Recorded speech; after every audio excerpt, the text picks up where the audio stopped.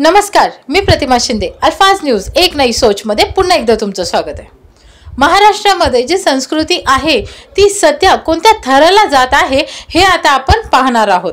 महाराष्ट्रामध्ये आतापर्यंत जे एक आपली फॅमिली होती, म्हणजे आपण एकत्र राहत होतो, जिथे आई वडील चुलता चुलती भाऊ बहीण एकत्र होते, यामध्ये जी संस्कृती होती, जी जीवाभावाचे जे आपले नाते होते, हे आता कसे दुरावत आहेत हे आपण प्रत्यक्षदर्शी येथे पाहणार. जारकरवाडी आंबेगाव येथील पीडित लहू मारुती मनसरे यांच्या सोबतच ही घडलेली घटना आहे.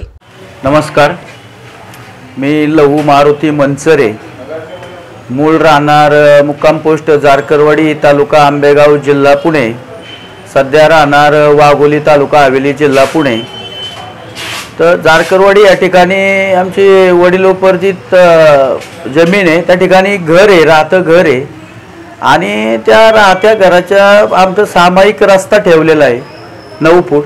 परंतु माझे चुलत भाऊ जे आत्ता सध्या महावितरण मध्ये उपकार्यकारी अभियंता राजगुरुनगर या पदावर कार्यरत आहे, आणि दुसरा चुलत भाऊ हा भिलारवाडी पुणे महानगरपालिकेच्या शाळेवर शिक्षक म्हणून कार्यरत आहे.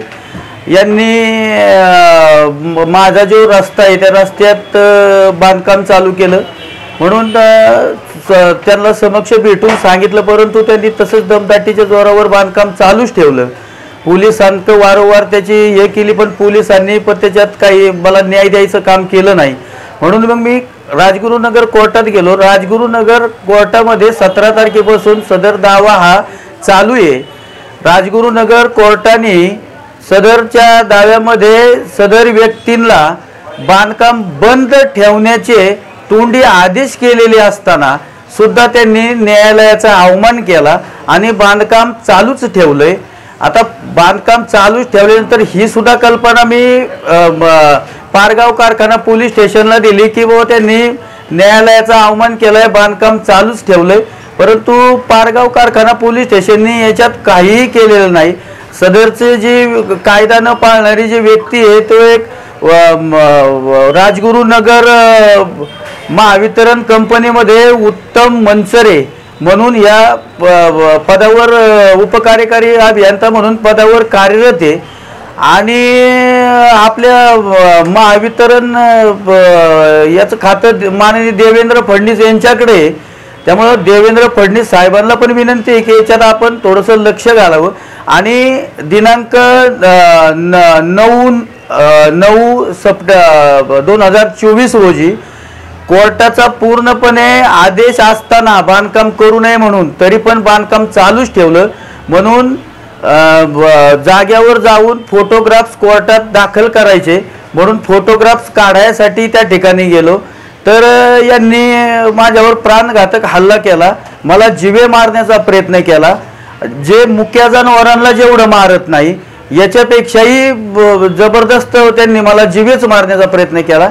याबाबत मी पारगाव कारखाना पोलीस स्टेशनकडे दाद मागण्यासाठी गेलो, तर पारगाव पोलीस स्टेशनने उलट ह्या व्यक्तींवर गुन्हा दाखल करायच्या ऐवजी यांच्याकडूनच वैद्यकीय अधिकाऱ्यांचं सर्टिफिकेट मिळून माझ्यावरच गुन्हा दाखल केला, आणि त्यांच्यावर नंतर गुन्हा दाखल केला, परंतु एकदम सौम्य मारहाणीचा गुन्हा दाखल केला.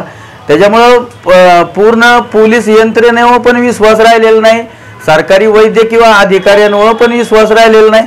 त्यामुळं माननीय देवेंद्र फडणवीस साहेब व आपले अजितदादा पवार साहेब आणि मुख्यमंत्री एकनाथ शिंदे साहेब यांच्याकडे विनंती आहे की बा आम्हाला न्याय द्यायचं काम करा. कायदा सुव्यवस्था आपले जर सरकारी अधिकारीच जर पाळत नाही तर हे कायद्याचं राज्य आहे का हे आपण बघावा.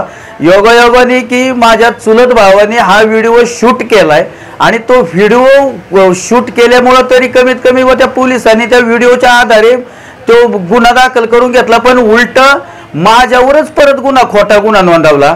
म्हणजे किती अन्याय चालू आहे हा. कोर्टाचा अवमान तर केलाच आहे, आणि इकडं माझ्यावर पण खोटा गुन्हा दाखल केला. माझं पूर्ण प्रॉपर्टी हडप करण्याच्या मार्गावर आहे. म्हणजे मी काय करायचं, मी कोणाकडे न्याय मागायचं. त्याच्यामुळे आपल्याला विनंती आहे की आपण याच्यात लक्ष घालून मला न्याय द्या. हे पाहिल्यानंतर नक्कीच आपल्याजवळ शब्द नाही आहेत आणि आपण कोणत्या थराला जात आहोत हा प्रश्न नक्कीच विचार करण्यासारखा आहे. तर मग पुन्हा भेटूया अशाच खळबळजनक बातम्यांसोबत. मी प्रतिमा शिंदे, अल्फाज न्यूज एक नई सोच मध्ये. धन्यवाद.